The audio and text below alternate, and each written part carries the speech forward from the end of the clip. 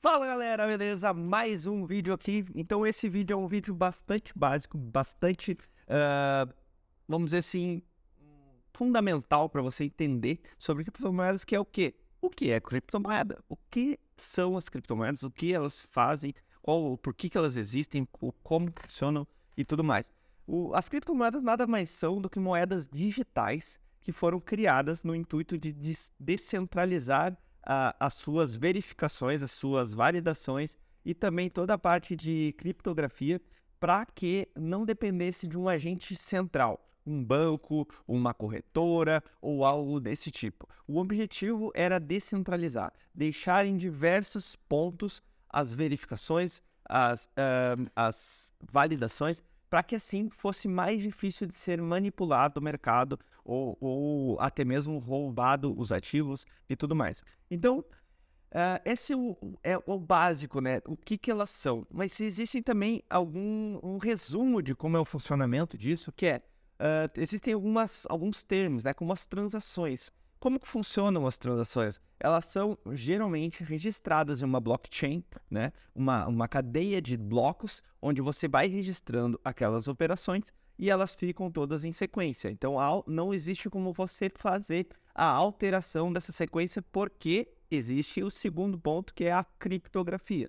Então, toda essa cadeia de blocos ela é criptografada, impedindo assim que exista registros duplicados ou coisas, fazendo daqui a pouco até alteração daqueles registros, ou até mesmo descobrindo a identidade dos usuários. Então, é uma forma de privacidade também, tá? A mineração ocorre no intuito de você controlar a emissão dessas novas moedas. Então, no caso do Bitcoin, por exemplo, existe uma regra onde você, a cada determinado período de tempo, na verdade não é de tempo, é de blocos minerados, você cai essa mineração, ou a produção dessas novas moedas, ela cai pela metade, que é o famoso halving, tá? Você vai ouvir falar muito disso aí quando você começar a interagir mais com essa questão de criptomoeda, que é o halving do Bitcoin. Geralmente ele gira na casa de 4 anos, mais ou menos, não é um período exato, tá? Porque depende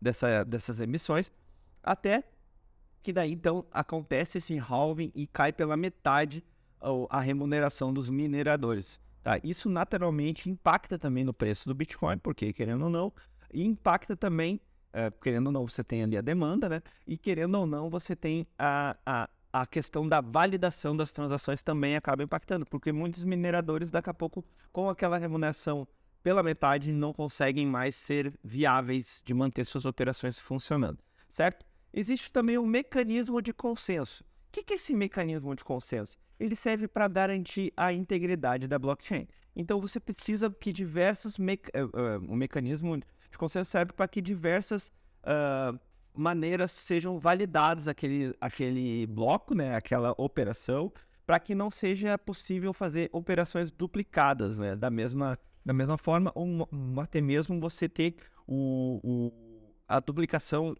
desse movimento e você perder aquele ativo, né? Alguma coisa desse tipo. Esse ponto é um ponto bem mais técnico, que talvez até eu mesmo não tenha tanta qualificação para entender, mas basicamente o que você precisa saber é que existem dois principais, existem mais, mas os principais hoje são o Proof of Work, né? O mecanismo de consenso Proof of Work.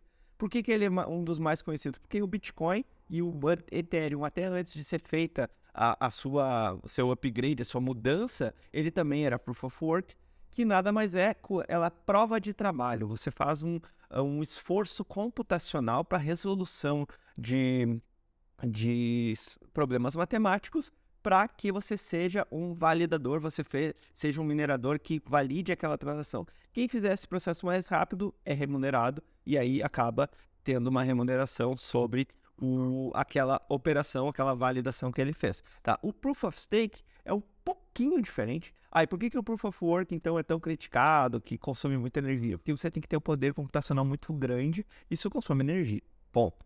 Tá? O Proof of Stake é um modelo um pouco diferente, que também utiliza poder computacional não tão grande, muito menor, muito inferior, então ele acaba sendo melhor para o meio ambiente, né?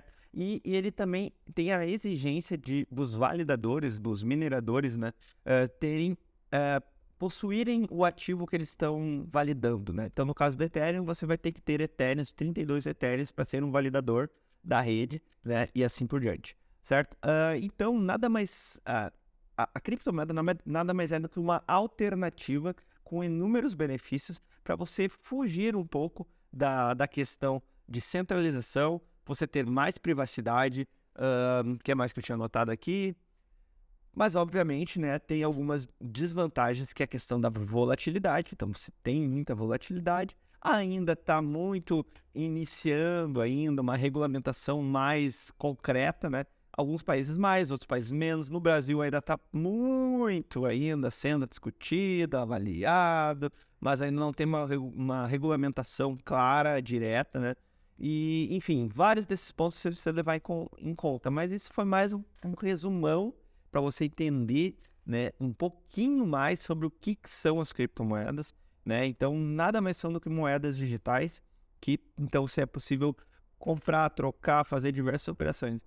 E existem diversos países, diversos locais que já tem lá o caixa eletrônico para você colocar lá fazer a conexão da sua carteira e fazer o saque. Então, acaba que se torna realmente uma moeda de uso, né? Você trocar ali Bitcoin por dólar, ou Ethereum por dólar, ou outra moeda por dólar, e aí você então tem esses caixas eletrônicos. Então, para você ver como isso já está num nível bem mais avançado do que alguns anos atrás, né? Quando ainda era muito mais você estar na frente de um computador.